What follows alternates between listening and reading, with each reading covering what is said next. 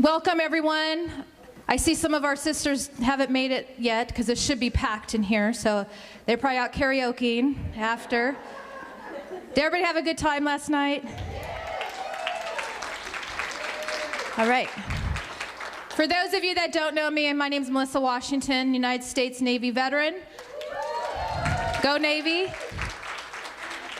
I'm also the founder and president of Women Veterans Alliance, which we'll talk about a little bit later.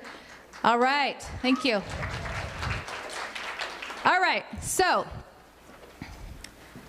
it's amazing. I mean, almost all these women in here, we all served in the military. It was so powerful last night, right? I mean, just to think that whole backyard, all these women kick some ass.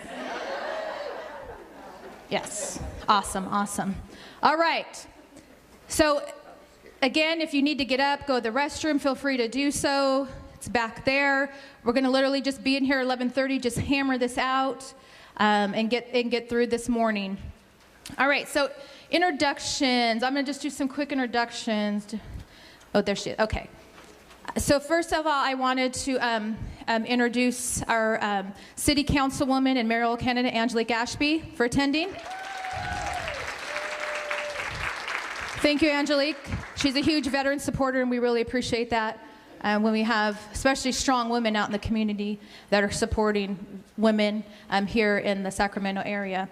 And also, too, we have Lindsay Sin. Lindsay? All right. Deputy Secretary, the Women's Division at Calvet. Everybody should know Lindsay. Navy, and Navy vet. That's right. Go Navy. All right. So let's get this going. So, if everybody can, I'd like you to go ahead and please stand for the presentation of the flag.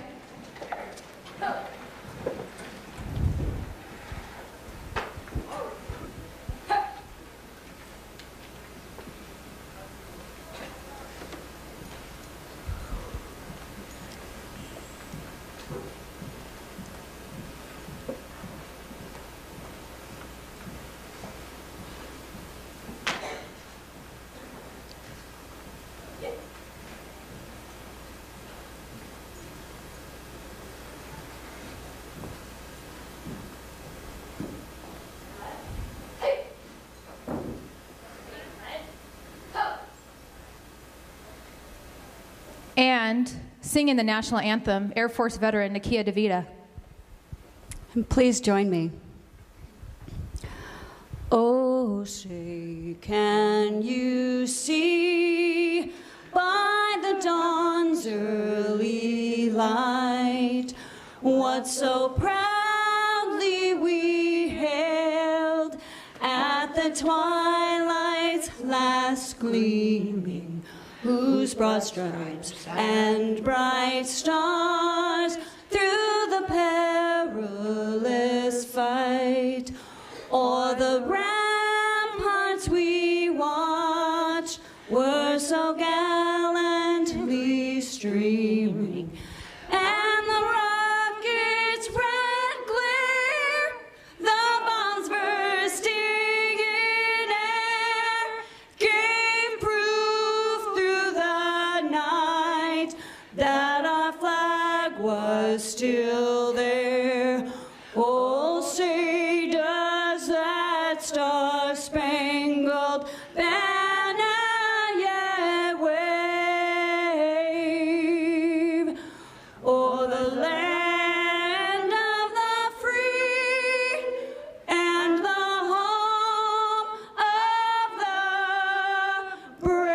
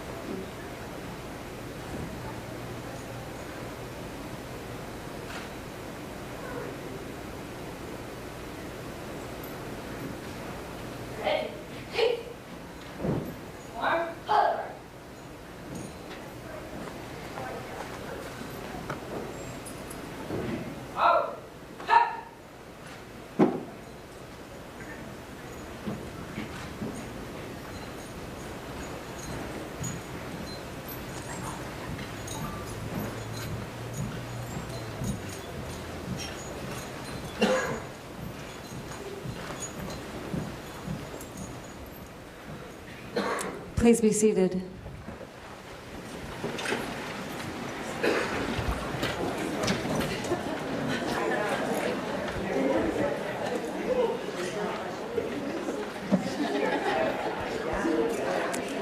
Good morning, everyone.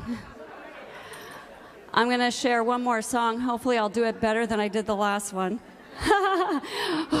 Morning, boys. I wanted to write this several years ago. I wrote and recorded this song as a tribute to women veterans and our sisters who serve. So I'm sharing this with you, and I was an exhibitor last night, and if anyone would like the lyrics of this song afterwards, you can give me your card and I'll get you the lyrics. So please, and max volume, please.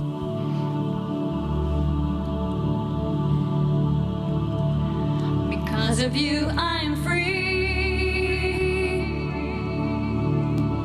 to pursue my liberty. I owe you my gratitude. My heart goes out to all of you.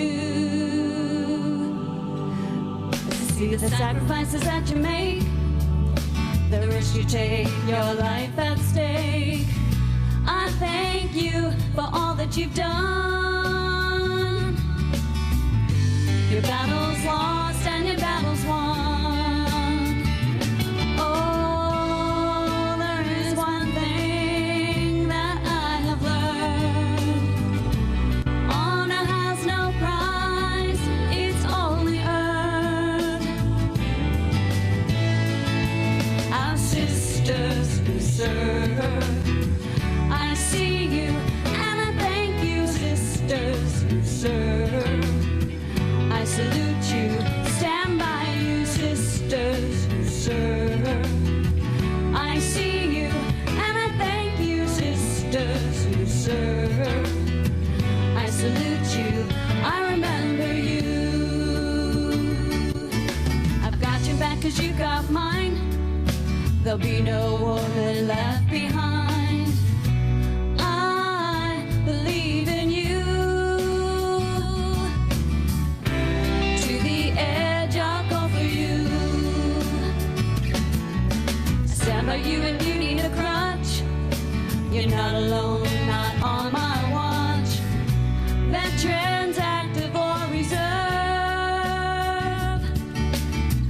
I salute you, my sisters who serve.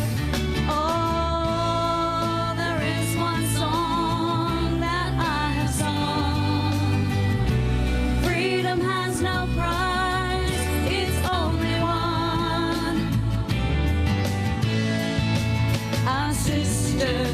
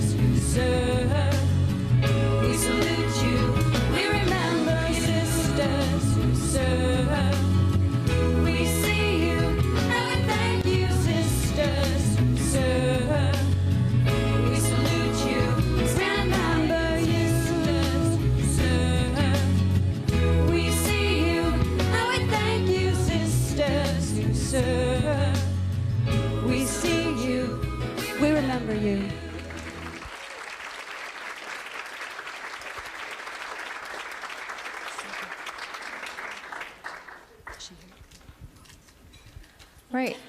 And I'm going to introduce Elizabeth Fugaro, who's our Women Veterans Alliance chaplain, for our invocation. Good morning. Let's pray. Lord God, thank you for the Unconference. We are so blessed to be together in this place for this special time. We're excited for what is to come. Thank you for every woman here, as well as those who have come to offer support. Please be with us and guide us. Direct us individually into the fullness of what this Unconference has for each woman in attendance.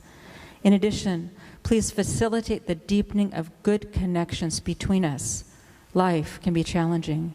We want to get to know each other in ways that we can be of support to each other, not just for this weekend, but long after. The Unconference is to be a place of connecting, strengthening, healing, and refreshing. Please perfectly provide each woman with what she needs for her next step in her journey. Help each woman feel cared for and loved. Know what each of us needs. Then in your extreme graciousness, please let your blessing on each woman continue far beyond the conference. Please also bless every woman veteran who is not with us in the exact way she needs as well. We are sisters. May your gifts of love, peace, hope, and joy reign over this gathering and pour into our hearts. Let each woman leave filled up and refreshed. Thank you again for your love and care. In your name, amen. And now we want a moment of silence for all who have not come home and for all who are still serving.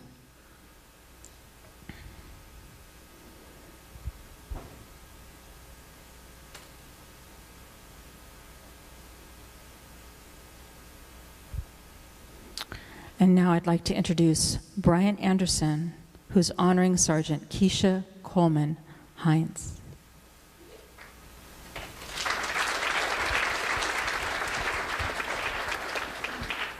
First, I would like to say thank you to Melissa for having me. I'm kind of nervous. I really don't do the speaking. Got my hand in my pocket, but I do it for Keisha because she definitely deserves it. She was killed in 2004 in a vehicle accident while on a deployment to Iraq, and that happened to be the same year that I started to go to Florence High School. That's the same high school she graduated from in 1994. So I was 4 when she graduated. I had never met her. People think that we're both African American, that we might be related or I might know her mother. It's not the case. That's not the case. One day as a sophomore, we had this meeting where we had a mentor come, and he happened to know Keisha. He'd known her since she was 5 years old. He knew her character. She had been gone for about 2 years, so it was 2006. And he came in, he had a dashiki on, and he kind of scared me because he came in real loud. He was like, hey, why don't you guys, he was a veteran, he's a drill sergeant, so he had that voice. Hey, why don't you guys have something for this person? And and I'm like, man, this guy's crazy. Let me leave him alone. I'm just trying to make it through, 7th period. So, true story, I told him this. I didn't know him, so I kind of shied away from him. And then, I graduated from high school. I didn't know what I wanted to do. Then I joined the service, and I happened to volunteer at this event. And they asked me for the school's contact information, and I said, okay, I can do that for you. I took the guy's card.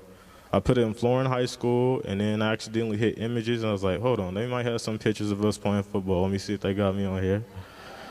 Well, they didn't have any pictures of me, but they had that picture to the far right of her, and I was like, you know what? That's who that guy was talking about. Never seen her before, didn't know her name, and then I looked on it and said, Keisha Coleman Hines. So I was like, well, why is she grinning like that? Because that was the same year I had came back from BMT, and I couldn't smile like that. My picture is, my dad said all my kids got pictures, and they never smile. They all look like mugshots. So she was grinning, and I'm like, what, why is she grinning like this? There's something about her that just pulled me in. And I guess it was meant for it to happen because, I came back after I found out about who she was. She was always going out of her way to help somebody. So, they had stories on her page after she had passed talking about how one lady, she was having her son, nobody came, but she was in the room. She didn't have any family support, but Keisha was there. So she said, thank you, Keisha. Another they had an operation or they had some type of exercise in the Army, and the lady was crying. You know, she was a veteran. She was in the military at the time, there in the Army, and Keisha didn't know her, but she had a cell phone. This is back in the early 2000s, because she passed in 2004, you know, the late 90s. And she let her use her cell phone. She came and found her every day, and I think it was for about a month, and she would make sure that she went home. I mean, she called home and talked to her child.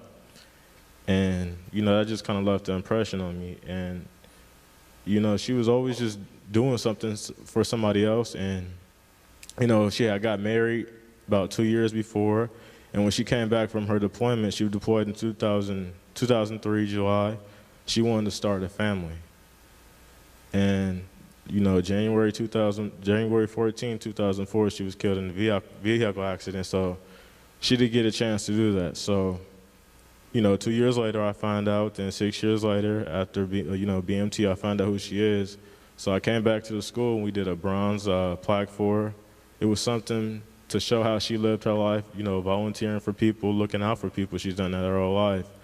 It was a way to honor her and then to inspire some of the kids, you know, in my neighborhood, because it wasn't always the best neighborhood. I know when I was going there, there were students that would bring guns to school sometimes, that would be coming from homes where they didn't get sleep because their parents were drug addicts, drug dealers were banging on the door. So I said, you know, some of these kids are going the wrong way. This is a way that I can honor her and then make her a role model, put up a bronze plaque that's going to last forever. And, you know, ever since then, I've just been doing stuff. I always ask permission from my mother. I'm glad that she let me do this. I'm pretty sure she appreciates you know, having us here and putting these poster boards up. And another thing about her, like I said, that grin, she was always smiling. That's her smiling right now, you know, right in those pictures. They always talk about her smile. They said, even in the middle of Iraq, they said, Sergeant Hines, oh yeah, the one that's always smiling. One sergeant talking about, you know, the day that she died, she had him in a stitch. He said he was pissed off about something. And he came in to see her, and he's her superior, and he was in there laughing. She had him in there laughing. You know, everybody knows her. So one of the things that, you know, another thing is probably going to be the last thing I'm going to say, that stuck out to me when I talked to her mother. She's the only child on that side. Her aunts didn't have any children, so she was like the end of the family. They were all looking forward to having grandkids, so she's the last person on that side. Her mother said that when she was 4, she would always like leave her stuff around, and they was like, you know, why is she doing this? Why is she leaving her stuff at her grandma's house? Or her grandma called the house and asked her, Keisha, why are you leaving your stuff at the house? And she said that, I don't want you guys to forget about me. And she would always say, remember me. And then her mom kind of looked off into the distance when she said that. And she said she always knew she wasn't going to be here very long. And, you know, in that short life, she made an impact on a lot of people. So this is just me giving back to her, honoring her, and, you know, passing her story on. That's it. Thank you for having me.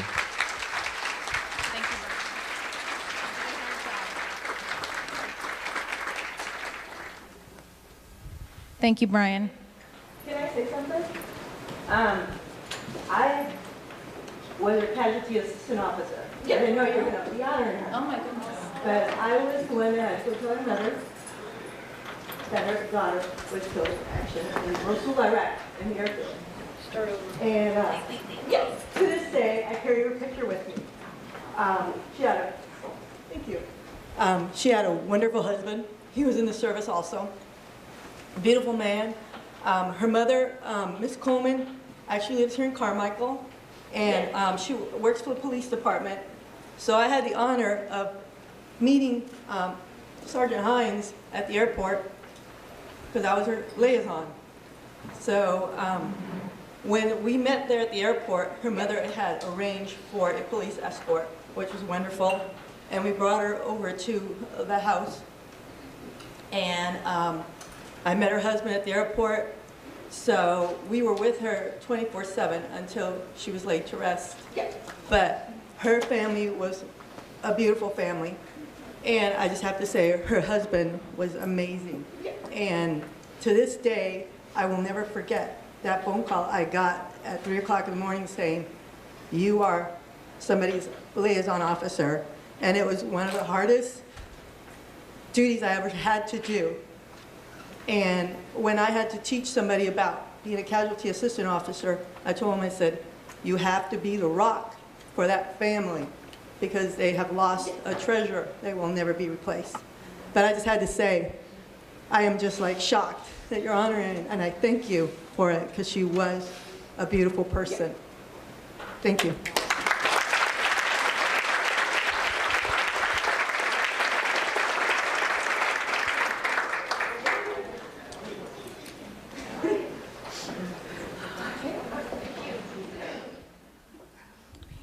Thank you. I had, I don't know, Brian, it's probably like when did you do the presentation? When did you honor her at the college? 3 months last year? And this year? Yeah. I saw a post on Facebook about honoring at Consumnes River College, and I reached out to Brian, and I said I'd love to honor her at our Unconference, and I had to get permission from her mom, and she was very gracious for us to honor her here today. Woo! All right. So, just unexpected things happen. All right. That's great. Whew. All right. So I wanted to share this poem. You can tell her by the twinkle in her eye at parades when the flag marches by. She served our country, and she served it very well. Some have even served a tour or two in hell. She suffered hardship and never ceased to care. It gave us strength just to know that she was there. She was a leader. You could tell by the rank she wore, because she became the invisible soldier after the war. She can march, she can fly, and she can sail. She proved that bravery isn't exclusive of the male. She did every job she was asked and more, but she became the invisible soldier after the war. Now it's finally time to right a wrong. Honor our sister soldier, hear her song. It's very clear that she's a patriot to the core. Don't let her be visible soldier anymore.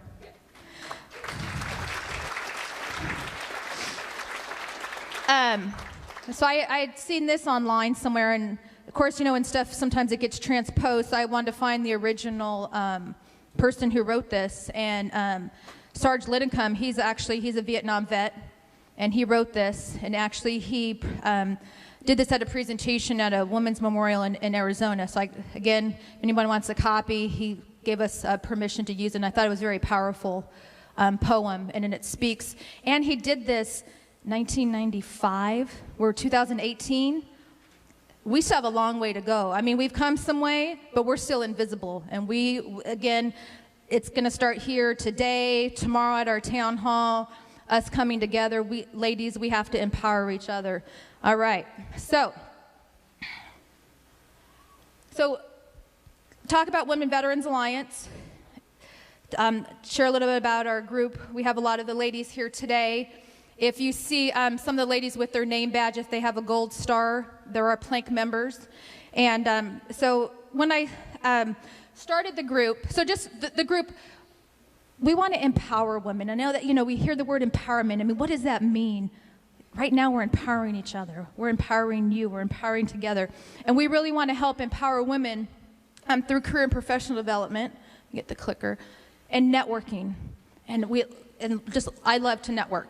So, the goals of our organization are to equip women with the tools to pursue a rewarding career, to empower those women who want to become entrepreneurs, to encourage women veterans through mentorship, to include young women that want to join the military. I'm going to take a quick pause there.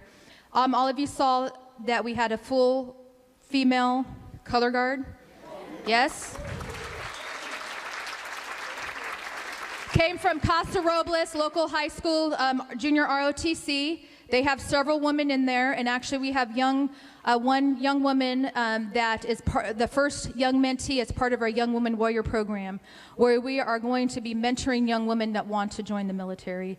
It's so important. I'm sure all of us probably would have loved to have had somebody before you walked into that recruiting station with you, and we want to have this not just here in Sacramento, but everywhere. So we have our Young Woman Warrior program, and actually she should be here today, our first mentee for that program. And we want to strengthen the sisterhood bond between women veterans, which we're doing right now, develop and maintain strong community, which we're going to continue to do, and we all know this, to educate the community that women are veterans, not just at the VA, which we know. I just had actually 2 women in the last month told me about. One was at the VA, but it's called Mr., and the other one, I'm not going to say her name here, she took a picture of the envelope that was handwritten from the VA and called her Mr. And her name's not even, can be confused with the male name. So we need to educate them, right? But we have to do that. We can't wait for others to educate, right? All right. So just kind of the format that we have with Women Veterans Alliance. We have chapters. We have our Sacramento chapter. Severine Banks is our chapter director for Sacramento. Shalom Awolski, right here is Chico chapter.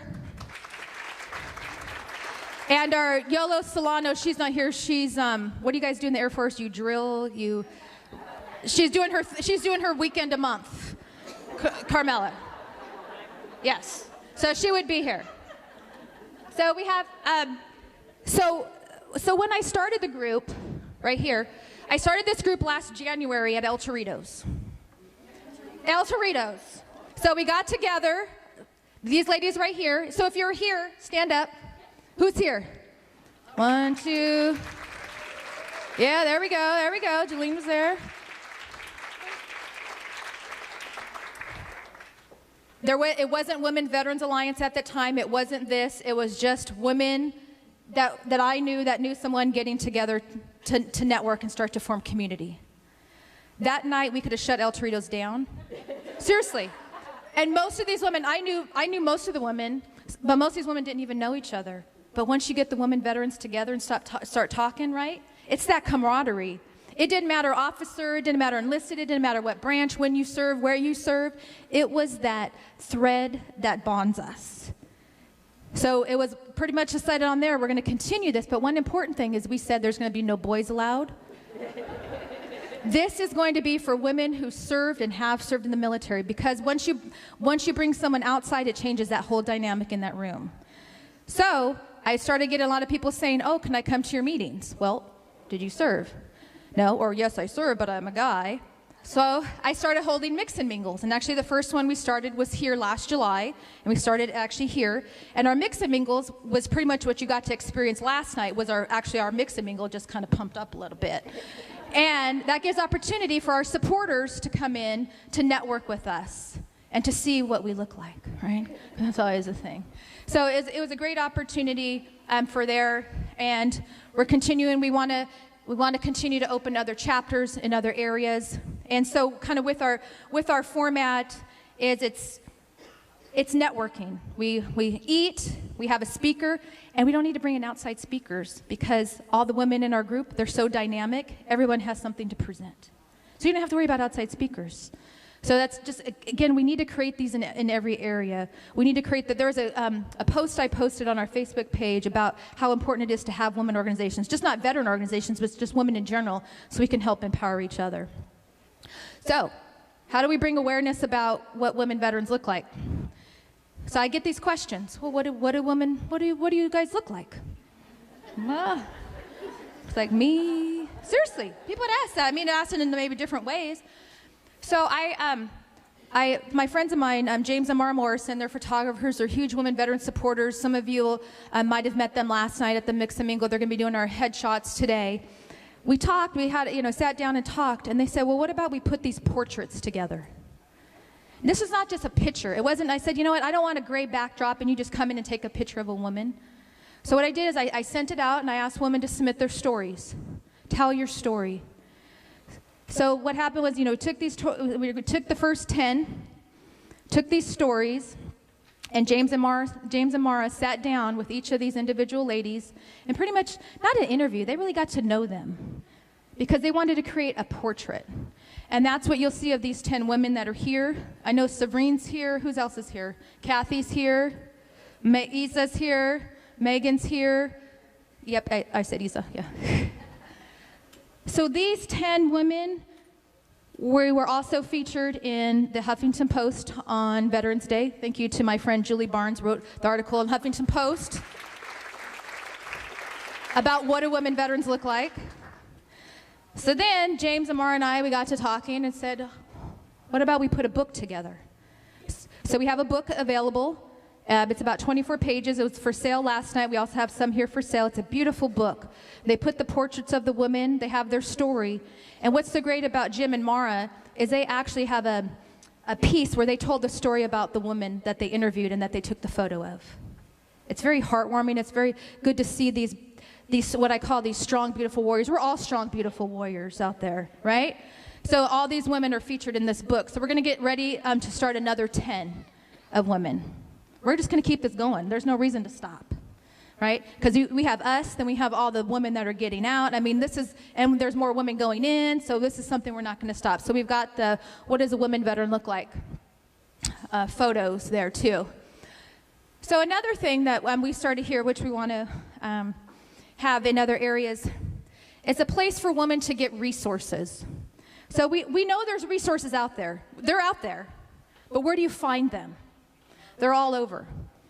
Some of them you may not feel comfortable as a woman going to. And it happens, whether it's government, non-government resources. So what we did is we started a one-stop. So the fourth Thursday of every month here in Sacramento, again, we want to duplicate this, is we bring all government and non-government resources into one place to help women veterans. So if you need help with your VA benefits, you need financial coaching, you need legal help, you need educational benefits, you need help with your resume, you want to start a business, you need some clothing for that, not just only that interview, or maybe you're going to present a business plan. We've got clothing for you. We have a stylist that'll help you. How powerful is that? Oh, well, we've already bring in a realtor. So if you want to buy or sell, we're going to bring in a realtor. So since January is our open house. And that was our first week. And we were in an open, we helped 7 women the first week. So just in the last 3 months, we've helped over 12 women just here in Sacramento with different services that they need. One of them came in. She never thought she'd be able to own a home. She's on her way to home ownership right now. Right? So these are things we want to help empower women that have served and understand your benefits. And that's what we're going to also be doing here today, to understand the different workshops, all the benefits that are there for you. So again, just different ways that we're helping empower women in Sacramento. And I just don't want this to be in Sacramento. I want this to be everywhere for all of us. But we all have to do it because I'm only one woman. And I do have a lot of energy. A lot of people say, where do you get it from? You know, I think a lot of us, I just have it. But when I start talking to women, whether it's good or bad, that pumps me up. That pumps me up to see that I'm helping make change, or I can help them. That pumps me up. Or probably what even pumps me up more is when somebody gets something negative about the VA. Then I get even more pumped up.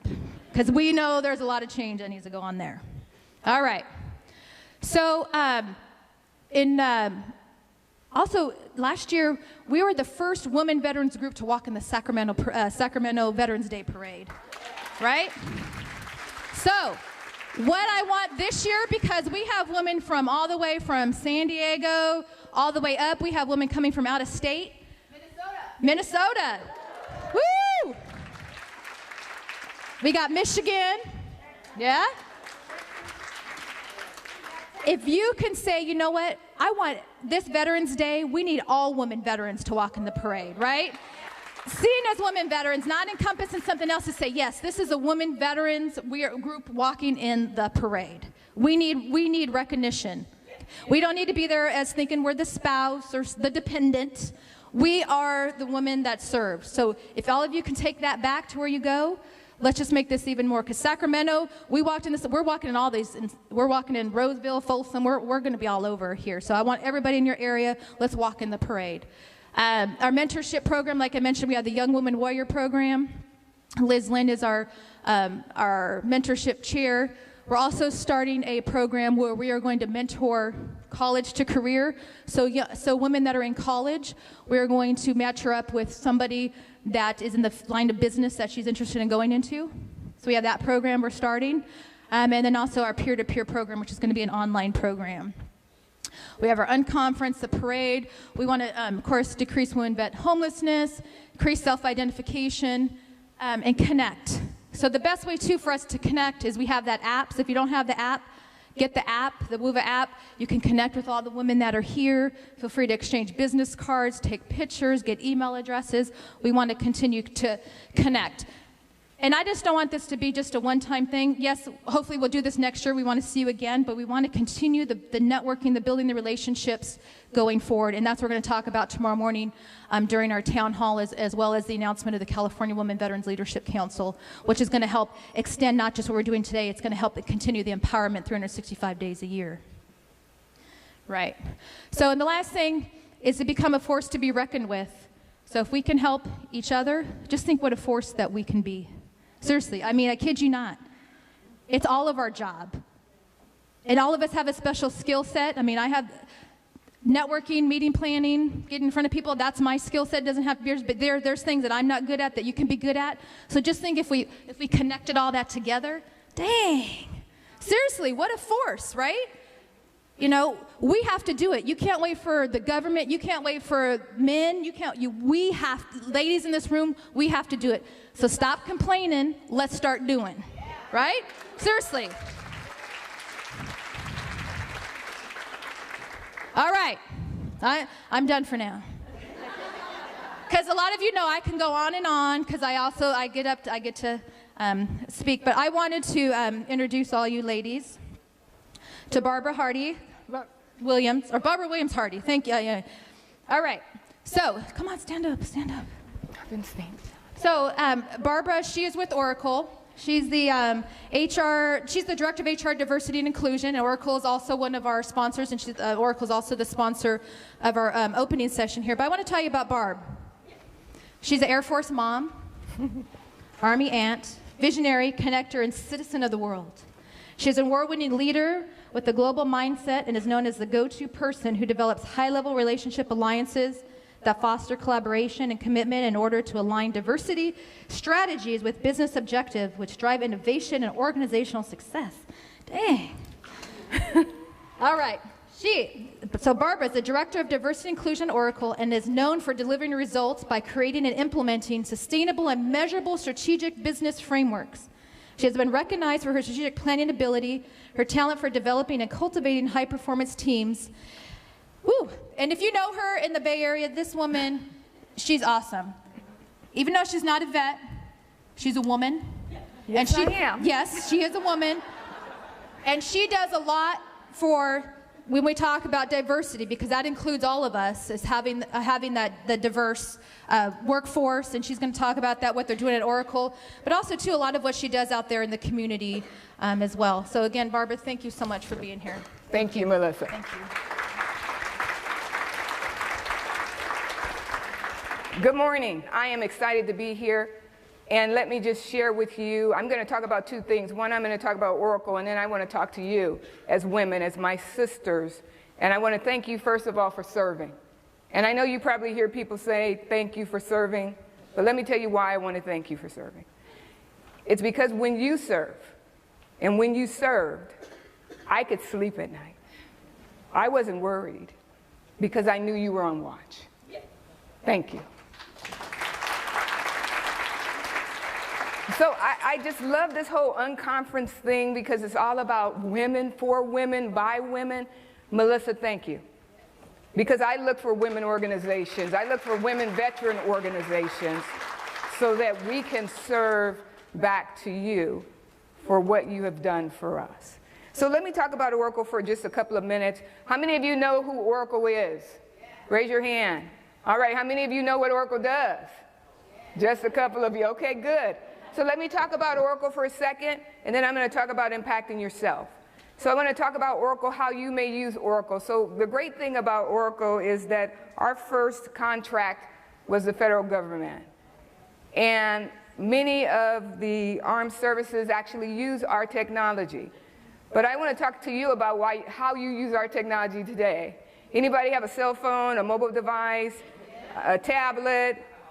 You got all that? All right. So you actually use our technology every day, because if you try to access the internet, that is our Java technology. That is how you use Oracle's technology. We are Java. But we can take it a little further. Anybody have a debit card? You want use an ATM? If you got kids, you know, they think we are the debit card. But, you know, you go to the ATM and you need to get money out, and that's our technology that allows you to get the money out. If you watch Blu-ray movies, Our technology is in that, and if your kids are playing the games or you're playing Wii, our technology is in that as well. So you're actually using our technology every day. And we are hardware and software engineered together. And not only that, we have over 130,000 employees across the globe. We're in 145 countries. And so I just want to share with you how excited we are and tell you a little bit about what we do and how we honor those that have served. We have employees who have served in every branch of the military. And not just men, we have women veterans as well. And what's great is that not only have you served in the military, but they also come back and they serve in our communities as we're making impact to women veterans as well. Not only that, they have served not just in every branch of the military, but they have been infantry and sailors and airmen, and they have also been brigadier generals and ship drivers. So we have a vast, diverse group of individuals who have served. But we also have employees who are still serving. So that weekend warrior who are in the reserves, they serve as well. And here's what I want you to know. I want you to know this from an employer, that the skills that you have, that you learned in the military, make you a competitive advantage. It sets you apart. So when I'm out looking and supporting and talking to the businesses about the skills that women veterans bring and why you should hire a woman veteran, I have to tell you that even I had to take another look and go, oh my gosh, do you know what they have done? Do you know what you've commanded, what you have done in just whether you served 4 years or more? When you stack that up against others, you are the competitive advantage. And so I want to share that with you so that you can bring that to your interviews.